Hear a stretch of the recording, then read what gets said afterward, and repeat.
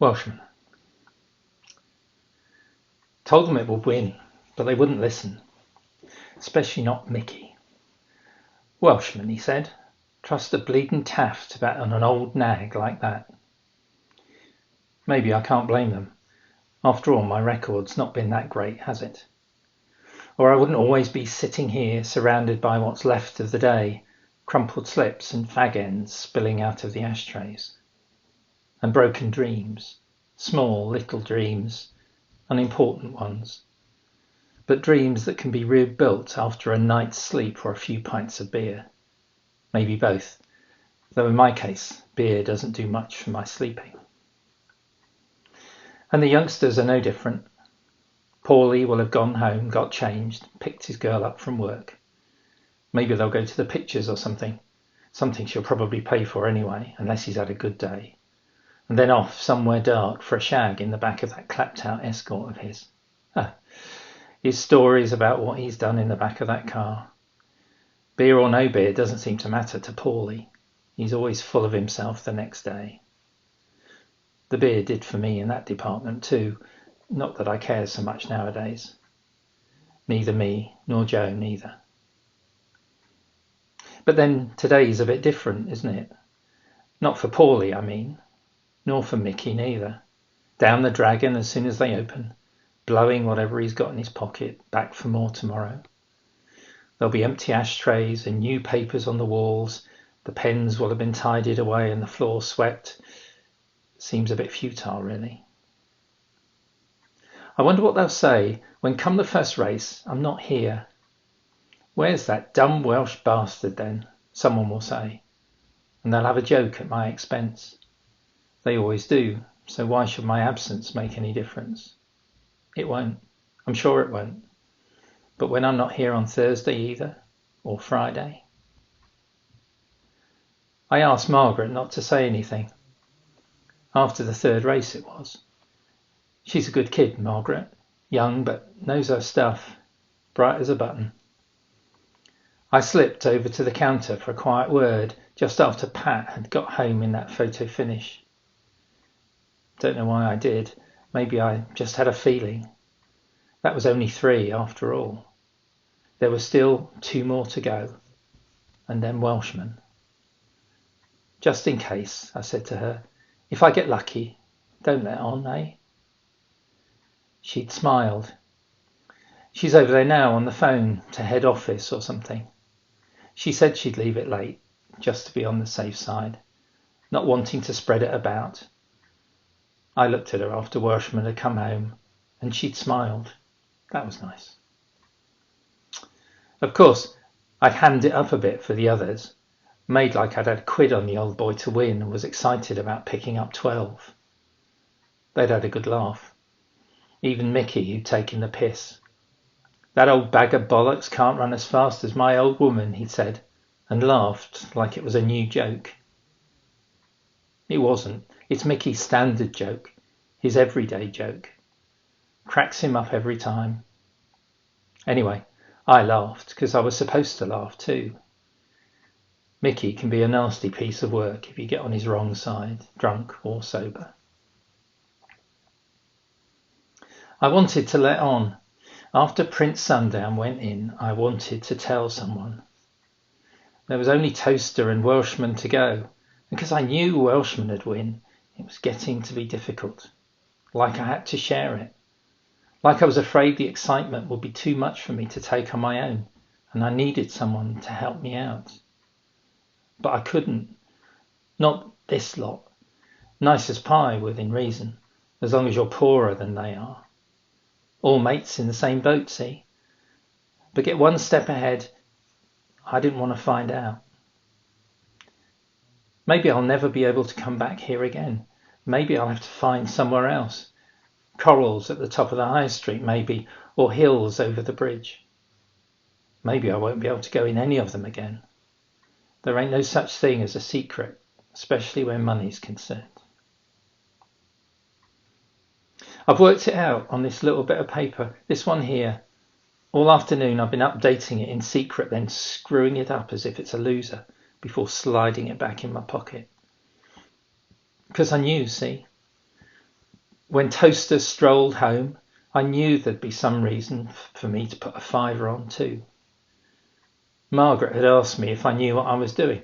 I can't blame her. She was only looking out for me. A bloke who normally bets in 20p multiples suddenly hands over a roll-up ticket for a fiver.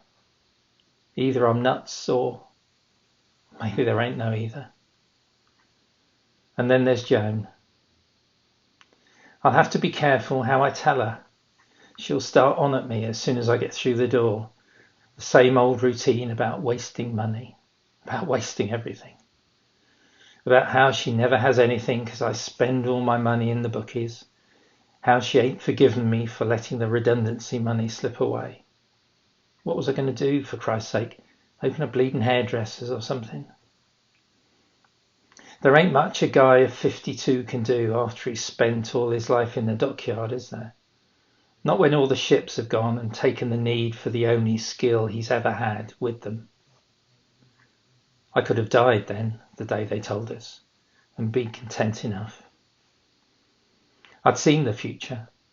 I'd watched old Arthur Moore turn from being a right sort of bloke into a dying man in less than 2 years. Him and Elsie too. I didn't want that. I didn't want it, but I could see it coming. Maybe it's come already. I don't know.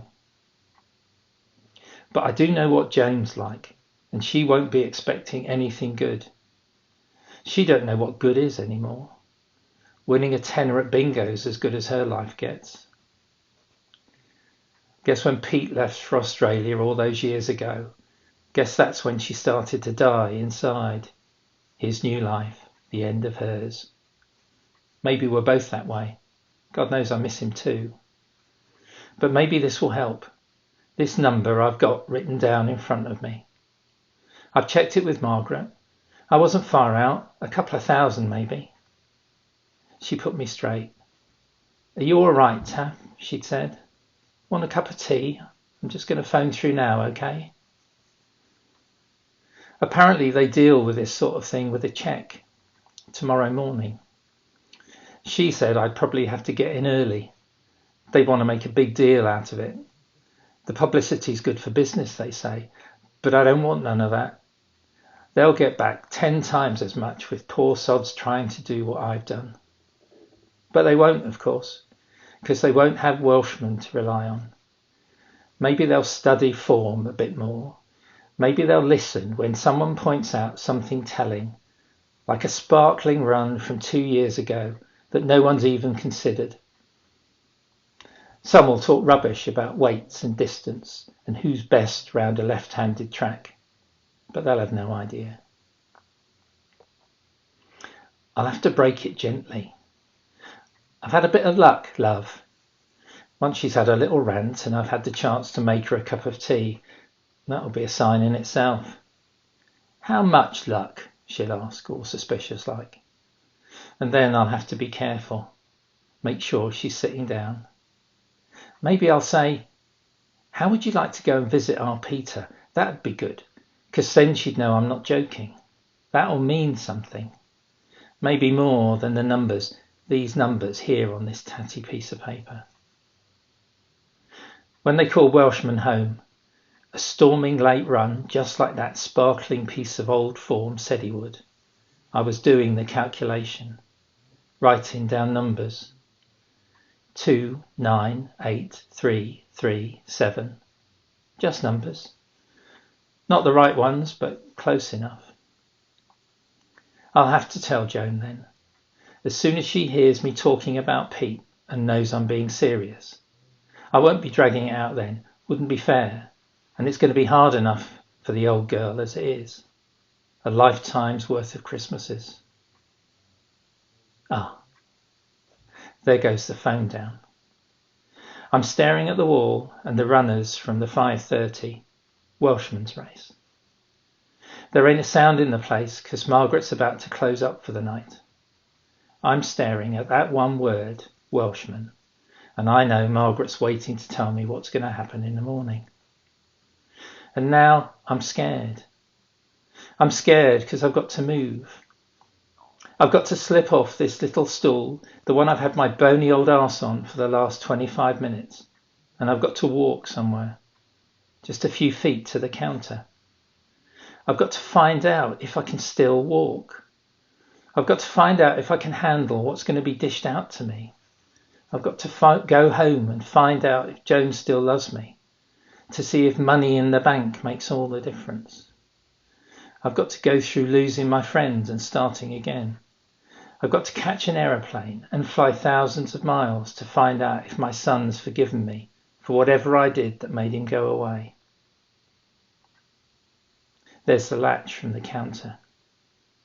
Good old Margaret's going to help me off the seat, I bet. The first hurdle.